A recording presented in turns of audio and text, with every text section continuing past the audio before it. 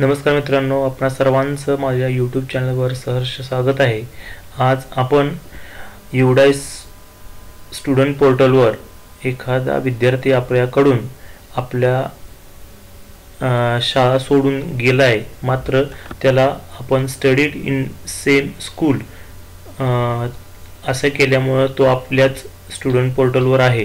त्याला ड्रॉपबॉक्समध्ये टाकायचा आहे. सध्या तो दुसऱ्या शाळेमध्ये गेला आहे, परंतु त्याला इम्पोर्ट करता येत नाही. तर अशा वेळेला त्याचं स्टेटस बदलून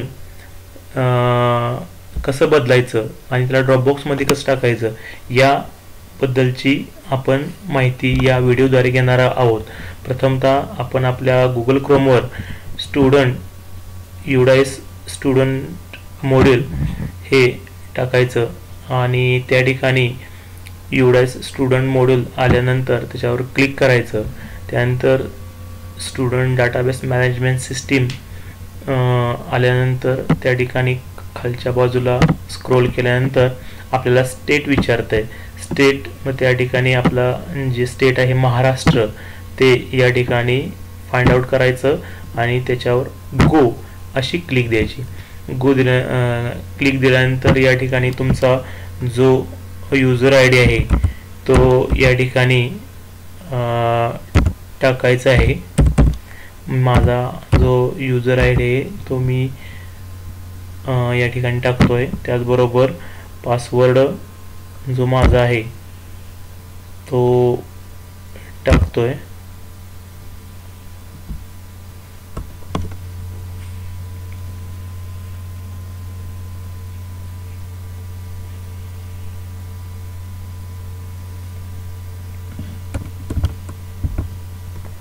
जो माझा शाळेचा जो माझा पासवर्ड आहे तो या ठिकाणी मी फिलअप करत आहे. त्याचबरोबर त्याच्या खाली जो कॅप्चा कोड आहे तो भरायचा आहे. तर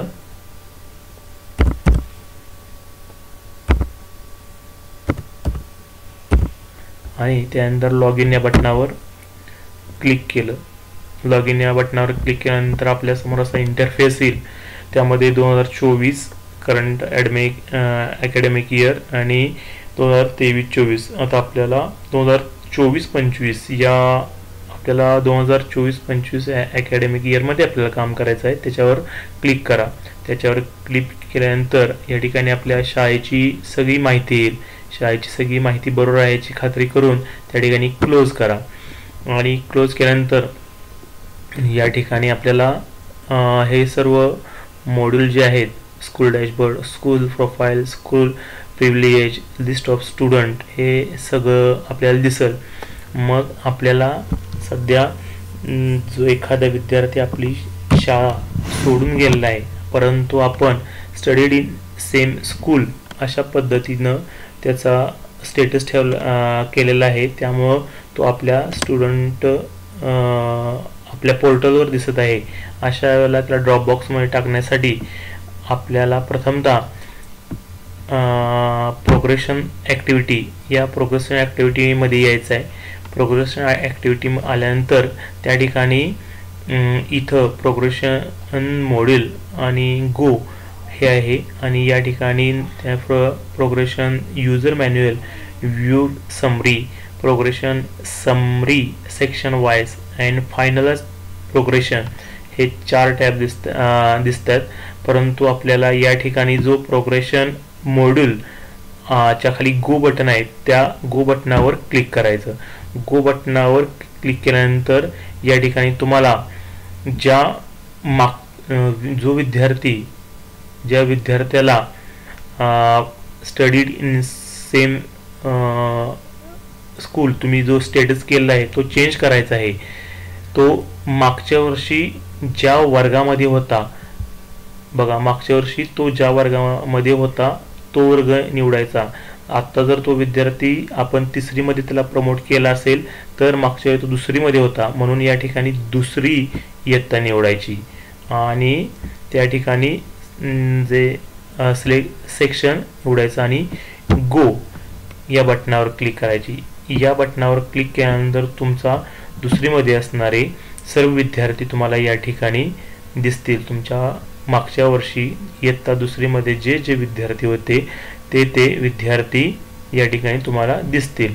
आता उदाहरण दाखल आपण या ठिकाणी बघूया. या ठिकाणी जी अर्पिता विठ्ठल माही विद्यार्थी आहे, समजा तिचं आपण प्रमोशन केलंय, परंतु आता ती दाखला घेऊन दुसऱ्या शाळेमध्ये गेलेली आहे आणि तिचा जो प्रोग्रेशन स्टेटस स्कूलिंग स्टेटस आहे तो बदलायचा आहे. आपण तिचा स्टडिंग इन सेम स्कूल केला होता, परंतु आपल्याला तिचा स्टेटस हा चेंज करायचा आहे. तर अशा वेळेला या ठिकाणी पुढच्या बाजूला अपडेट आणि करेक्शन हे 2 टॅब येतात. मग त्यापैकी जो करेक्शन खालचा टॅब आहे, करेक्शन लाल रंगामध्ये दाखवला आहे, तो करेक्शन टॅबला आपण क्लिक करायची. करेक्शन टॅबला क्लिक केल्यानंतर या ठिकाणी आपल्याला त्या मुलीचं नाव येतंय, त्याचबरोबर प्रोग्रेशन स्टेटस येतंय. त्यामध्ये प्रोग्रेशन स्टेटसमध्ये promoted pass with examination, not promoted, promoted passed without examination, discontinued before examination. आपण प्रमोटेड विथ एक्झामिनेशन केलं आहे ते ठेवायचं आहे. त्याचे आपण मार्क भरलेले आहेत. तिचं number of day, school attendance 2023-24 मागच्या शैक्षणिक वर्षामध्ये तिची उपस्थिती किती आहे ती भरलेली आहे. तिचा सध्याचा क्लास भरलेला आहे. आणि आता या ठिकाणी स्कूलिंग स्टेटस आहे तिथं त्या ठिकाणी तुम्हाला स्टडिंग इन सेम स्कूल आणि left school with TC without TC. आता आपल्याला ही मुलगी दुसऱ्या शाळेमध्ये गेलेली आहे, परंतु आपण चुकून तिला स्टडिंग इन सेम स्कूल केलं आहे, परंतु या ठिकाणी स्कूलिंग स्टेटस तिचा बदलून लेफ्ट स्कूल विथ TC असं करायचं आहे आणि या ठिकाणी अपडेट करायचं आहे. हे अपडेट केल्यानंतर बघा आता ही अपडेट केल्यानंतर ही विद्यार्थी परत ड्रॉप बॉक्समध्ये आलेले असते.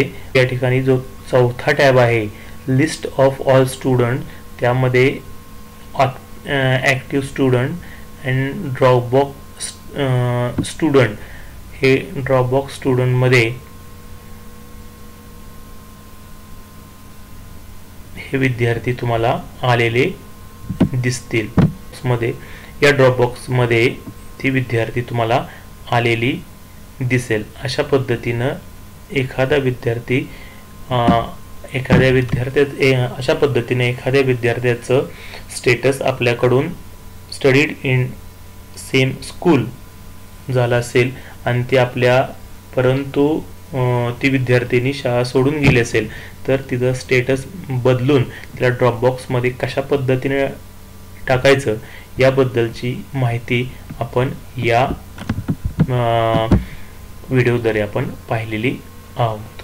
धन्यवाद.